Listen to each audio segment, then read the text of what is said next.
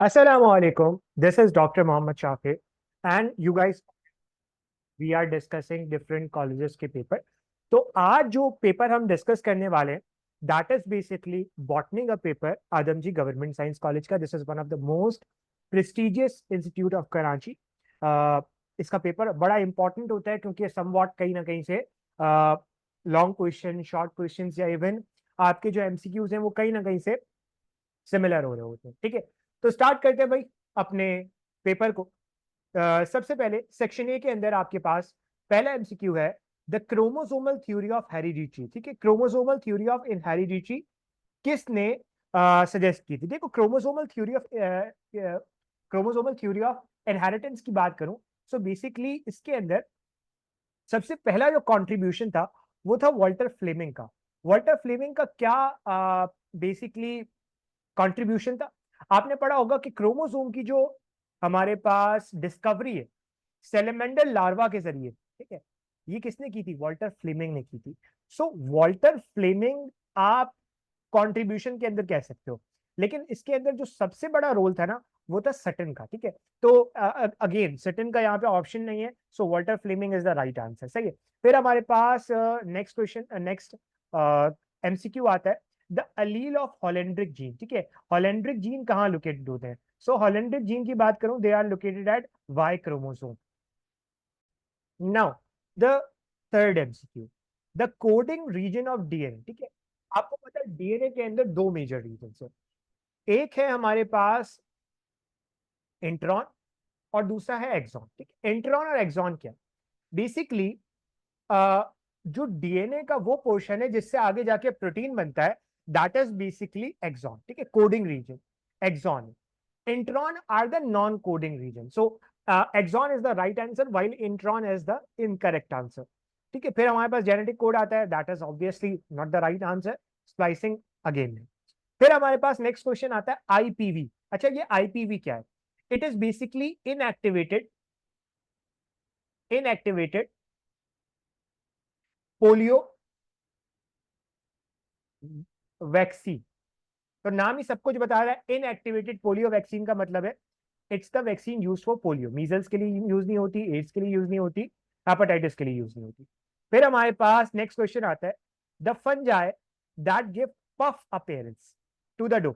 वो फंजाई जो कि पफ अपीयरेंस दे रहा है, इसके अंदर जो लैक्टोबैसिलस है वो बेसिकली लैक्टिक एसिड से रिलेटेड है, वो नहीं हो सकता. Saccharomyces, yes, saccharomyces is the right answer because this is something जो आपकी ब्रेड को पफी अपीयरेंस देता है. सही है. No E coli, no penicillium. Penicillium से आपको पता है एंटीबायोटिक बनती है, तो ये दो तो आंसर नहीं. फिर हमारे पास कुछ और चीजें आती हैं, उनको जरा जल्दी से देख लेते हैं. ठीक है, ओके. नेक्स्ट क्वेश्चन हमारे पास आता है कि the significance of PCR. PCR stands for polymerase chain reaction, जिसके अंदर आप छोटा सा जो है वो डीएनए का फ्रेगमेंट लेते हो और उससे बहुत सारे डीएनए के फ्रेगमेंट बना लेते हो. अक्सर ये आप जो है वो एज अ डायग्नोस्टिक टेस्ट करते हो कोविड के अंदर और भी डिफरेंट वायरल इन्फेक्शन के अंदर, ताकि आपको पता लगे कि आया इन्फेक्शन प्रेजेंट भी है या नहीं है. ऑब्वियसली जब बहुत सारे डीएनए बन जाएंगे आप उनको चेक करोगे तो ऑब्वियसली आपको पता लग जाएगा. So it is basically use to amplify the DNA fragment. Enzyme synthesis का काम नहीं है, एंजाइम सिंथेसिस नहीं है, या genetically modified organism, again PCR का काम नहीं है. फिर हमारे पास आता है detecting protein. No, this is not the function. So the correct answer would be amplifying DNA fragment. फिर हमारे पास नेक्स्ट क्वेश्चन आता है that archaeopteryx is the connecting link between. ठीक है, एक्रियोप्टेरिक्स एक फॉसिल बर्ड था. बेसिकली एवोल्यूशन के दौरान it is the bird that actually show the feature of both reptiles and Aves. ठीक है, यानी कि रैप्टाइल्स के फीचर भी शो करता था और एव्स के फीचर भी शो करता था. सो इसीलिए कहा यह जाता है कि इट इज समथिंग जो कि रैप्टाइल को बर्ड्स के साथ यानी कि एव्स के साथ कनेक्ट करता है. So this is the right answer, not fish and amphibians, not fish and Aves and not amphibians and reptiles. फिर हमारे पास नेक्स्ट क्वेश्चन आता है the nitrogenous bases present in the RNA. वो नाइट्रोजनस बेस जो आपको सिर्फ आरएनए के अंदर मिलती है. आपको पता है एडेनिन, साइटोसिन, ग्वानिन, थाइमिन. इसके अंदर एडेनिन, साइटोसिन, ग्वानिन ये तो आपको डीएनए आरएनए दोनों के अंदर मिलेगी, लेकिन thymine is only found in DNA. और थाइमिन की जगह आरएनए के अंदर आपको मिलता है यूरासिल.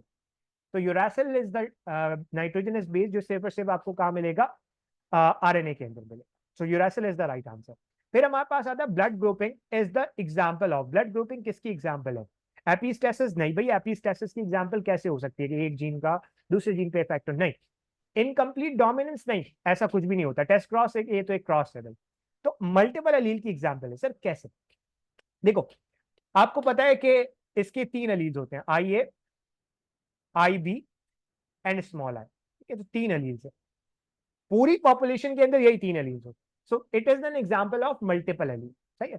फिर हमारे पास आता है the process of hybrid crossing with its parent. ठीक है, आप एक हाइब्रिड को, यानी कि आप F1 जनरेशन वाले ऑर्गेनिज्म को किसी भी एक पेरेंट के साथ क्रॉस करना है, so that is back cross, not hybridisation. Hybridisation के अंदर आप दो एक्सट्रीम, यानी कि एक टॉल को और एक डार्क को ब्रीड करवाते हो, दैट इज डिफरेंट। एपिस्टेसिस भी नहीं हो सकता, सिलेक्शन भी नहीं हो सकता। सही है, सिंपल होगा। फिर हमारे पास आता है the pioneer in xerarch succession. ठीक है, जीरैक सक्सेशन के अंदर जो पायनियर ऑर्गेनिज्म है दैट इज क्रस्टोस लाइसन। ठीक है, लाइकेन। तो crustose lichen is the pioneer organism, not shrubs, not mosses, not folios, lichens। ठीक है। Change in DNA sequence. DNA sequence था for example adenine, thymine, cytosine. इस sequence के अंदर चेंज आ, that is mutation. So the change in the DNA is mutation, not crossing over, not genome, not gene pool। ठीक है, gene pool अलग चीज है जिसके अंदर आप तमाम जीन्स को एक पॉपुलेशन के अंदर ले रहे हो। फिर हमारे पास क्रॉसिंग ओवर आता है। Crossing over is the event of meiosis. ठीक है, genome is not the right answer. फिर हमारे पास आता है थ्योरी ऑफ नेचुरल सिलेक्शन। ठीक है, नेचुरल सिलेक्शन की थ्योरी में क्या चीज नहीं थी? नेचुरल सिलेक्शन की थ्योरी अगेन डार्विन की थी। इस थ्योरी के अंदर बायोजियोग्राफी डिस्कस होती थी कि साउथ अमेरिका गया, सारी कहानी गैलापागोस आइलैंड वाली। जेनेटिक्स डिस्कस होती थी समवॉट। एनाटमी डिस्कस होती थी कि उसकी एनाटमी ये, इसकी एनाटमी ये डिस्कस होती थी। लेकिन क्या डिस्कस नहीं होता था? मॉलिक्यूलर बायोलॉजी डिस्कस नहीं। So molecular biology is the right answer. Okay, आगे बढ़ते हैं। अब हमारे पास क्या आता है? अब हमारे पास कुछ और क्वेश्चंस आते हैं। The first question, sorry, the 14th question is the plant grow in salt marches. ठीक है, वो प्लांट जो सॉल्ट मार्शेस के अंदर ग्रो करते हैं उन्हें आप क्या कहते हो? जीरोफाइट कहते हो ना, ये तो डेजर्ट वाले। मीजोफाइट कहते हो ये नॉर्मल वाटर एनवायरनमेंट के अंदर, यानी कि आम जो आपके आसपास मिलते हैं। ठीक है। हैलोफाइट कहते हैं, yes, halophyte, halo salt, fight plant, वो प्लांट जो आपको सॉल्टी इन्वायरमेंट के अंदर मिलते हैं या मार्शी इन्वायरमेंट के अंदर मिलते हैं। यस। हाइड्रोफाइट आपको वाटर के अंदर मिलते हैं, मतलब वाटर वाले ऑर्गेनिज्म है। फिर हमारे पास आता है next question, that is down syndrome is an example of. Down syndrome किसकी एग्जांपल है आपको पता है?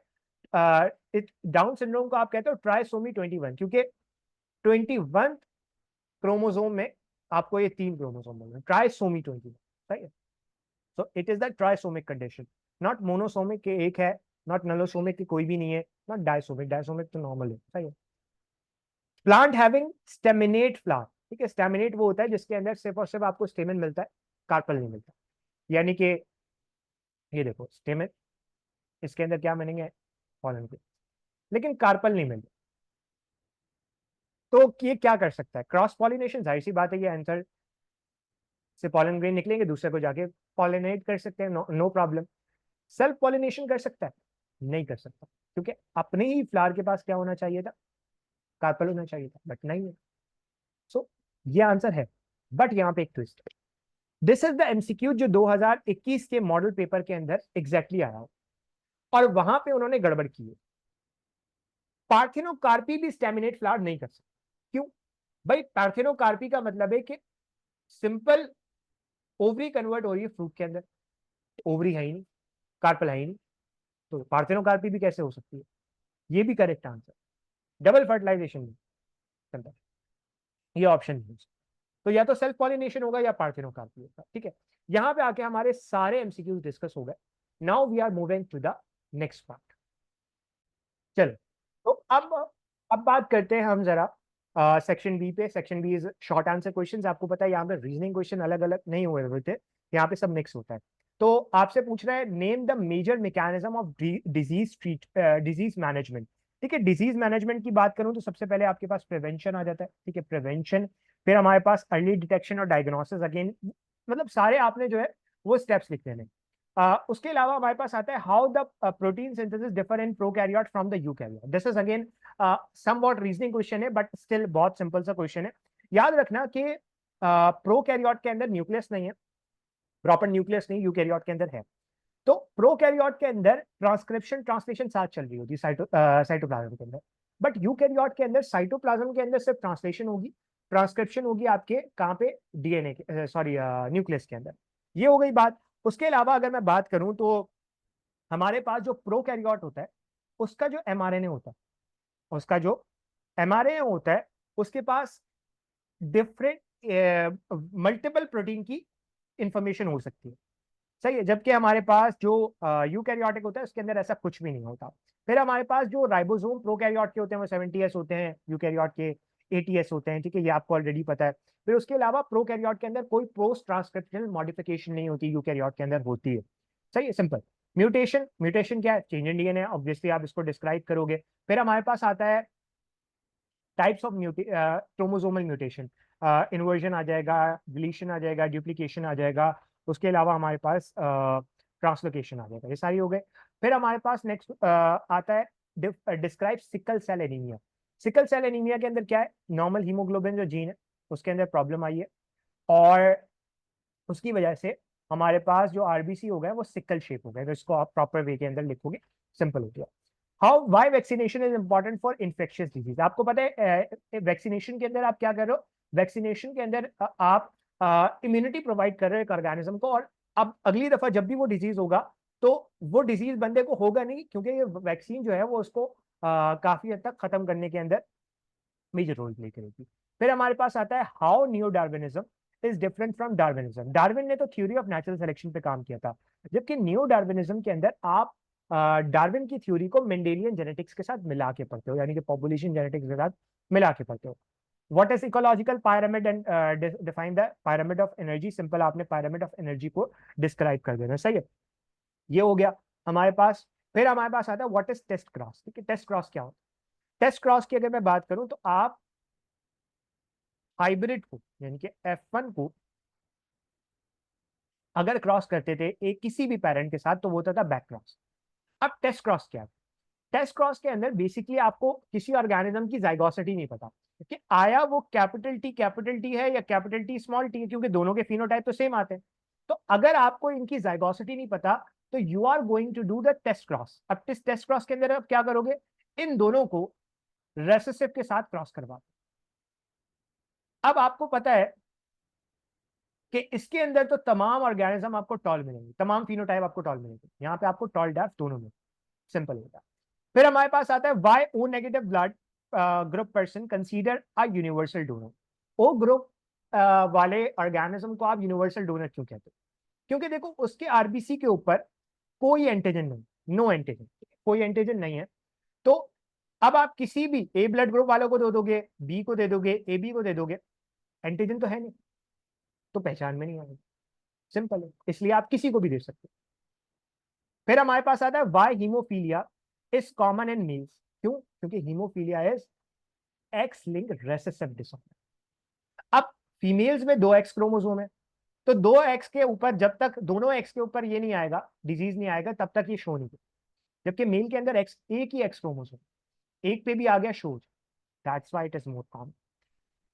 What do you mean by RFLPS। ठीक है, RFLPS की बात करूं तो अगेन ये restriction film fragment length polymorphism, ठीक है, इसके अंदर आप बेसिकली डीएनए की वेरिएशन को चेक कर रहे हो, तो पूरी आप डिस्क्रिप्शन इसकी जस्ट लिखोगे एग्जाम के। फिर हमारे पास आता है डीनाइट्रिफिकेशन का प्रोसेस डिस्क्राइब करना है। अगेन आप नाइट्राइट से नाइट्रोजन बना रहे हो, ठीक है, नाइट्रोजन गैस बना रहे हो, बैक्टीरिया वगैरह का काम है। Enzyme used in DNA technology, ligase, topoisomerase, उसके अलावा रिस्ट्रिक्शन एंजाइम, ये सारी टैग पॉलीमरेज, ये सब लिखोगे आप, ठीक है। Role of microbe in sewerage treatment. आपको पता है सेवरेज ट्रीटमेंट में primary treatment, secondary treatment and tertiary treatment. Primary के अंदर आप बड़े बड़े पार्टिकल्स को सेपरेट करते हो, सेकेंडरी के अंदर आप समवॉट उसके अंदर जो है वो माइक्रो ऑर्गेनिज्म के जरिए करवा रहे होते हो, एंड टर्शियरी के अंदर एक अलग कहानी चल रही है। Then next question, why RH incompatibility would be danger to the development foetus and mother. अब फॉर एग्जाम्पल मदर का ब्लड ग्रुप है RH नेगेटिव, और बच्चे का ब्लड ग्रुप है RH पॉजिटिव। और समझो ये सेकेंड प्रेगनेंसी है, एक प्रेगनेंसी हो चुकी है जिसके अंदर पहला ही बच्चा जो है वो RH पॉजिटिव था, मदर RH नेगेटिव थी। अब जाहिर सी बात है, जब फर्स्ट प्रेगनेंसी हो रही थी तो मदर में जो बेबी था वो था RH पॉजिटिव। अब जाहिर सी बात है, at the time of delivery हुआ क्या कि कुछ ब्लड मदर के ब्लड से कांटेक्ट में आ गया, तो मदर के ब्लड ने बना ली anti-RH एंटीबॉडी। अब जब सेकेंड प्रेगनेंसी हुई तो सेकेंड प्रेगनेंसी में भी बेबी जो है वो RH पॉजिटिव हो गया, मदर RH नेगेटिव। अब ये anti-RH एंटीबॉडीज आके क्या करेंगी, आके इस बेबी के RBC को तोड़ना शुरू करें, जिसे आप कहते हो haemolytic disease of newborn, erythroblastosis fetalis वाली कंडीशन। तो दैट इज बेसिकली समवॉट जो आपके लिए नुकसान है। ठीक है, ये हो गए हमारे सारे शॉर्ट आंसर क्वेश्चंस। अब बढ़ते हैं आगे और करते हैं लॉन्ग आंसर क्वेश्चंस की। लॉन्ग आंसर क्वेश्चंस में हमारे पास दो लॉन्ग आंसर क्वेश्चंस है, दो करने, ठीक है, चार दिए हुए हैं। Law of independent assortment with the help of checker board, ठीक है। उसके अलावा chemical and ultra structure of chromosome, chemical structure लिखो, अल्ट्रा स्ट्रक्चर लिखो। Latest technique to enhance the crop and fruit yield, ठीक है, ये आ गया। एंड सक्सेशन, हाइड्रैक सक्सेशन को आपने डिटेल में डिस्कस करना है। दीज आर द क्वेश्चंस जो आपसे इस आदमजी गवर्नमेंट साइंस कॉलेज के सेकेंड ईयर के बॉटनी के पेपर में डिस्कस किया गया है। ठीक है, तो आई होप के तमाम क्वेश्चंस मैंने बहुत थॉरली डिस्कस कर लिए हैं। स्टिल अगर कोई मसला है, कोई भी प्रॉब्लम है, so you can ask in the chat box freely, ठीक है। मैं इंशाल्लाह कोई भी प्रॉब्लम होगी तो कमेंट सेक्शन के अंदर रिस्पॉन्ड कर रहा। वीडियो अच्छी लगी हो तो चैनल को सब्सक्राइब करना, वीडियो को लाइक जरूर करना और कमेंट सेक्शन के अंदर बताना कि वीडियो कैसी अच्छी लगी। आज के लिए फिर हम इतना ही रखते हैं, इंशाल्लाह आपसे मुलाकात होती है नेक्स्ट वीडियो में। तब तक के लिए अल्लाह हाफिज।